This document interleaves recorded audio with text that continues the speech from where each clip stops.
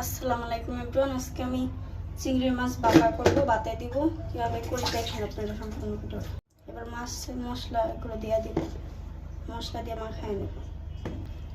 পেঁয়াজ বাটা 1 চামচের মতো, বাদাম বাটা 1 চামচ মতো, সরিষা বাটা, হলুদ গুঁড়ো, ফাঁকি মরিচ, লবণ, রান্নার তেল দিয়ে দিব। মশলাটা হাত দিয়ে ভালো করে মাখবো।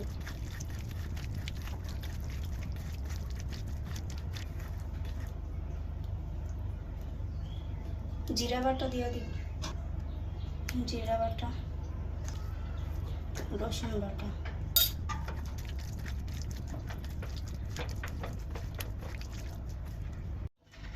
এখানে আর কিছুটা সরিষা তেল দিয়ে দিব।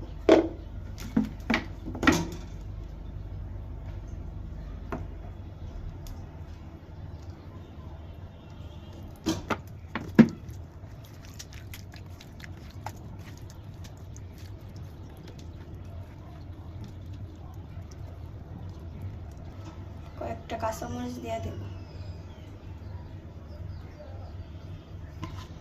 মশলার বাড়িটা দিয়ে হালকা একটু পানি দিয়ে দিব। উপরে দ্বারা কিছুটা সরিষার তেল দিয়ে দিব।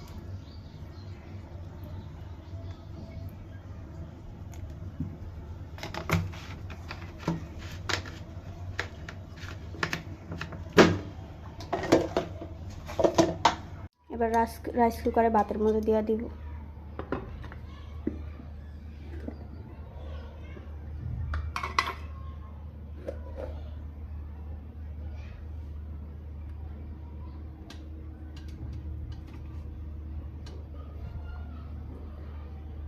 ঢাকনাটা ডাইকা দিব।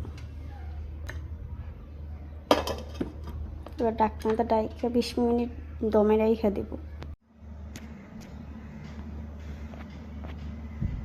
চিংড়ি মাছের বাপা হয়ে গেছে, এবার নামায় নিব ভাতের থেকে।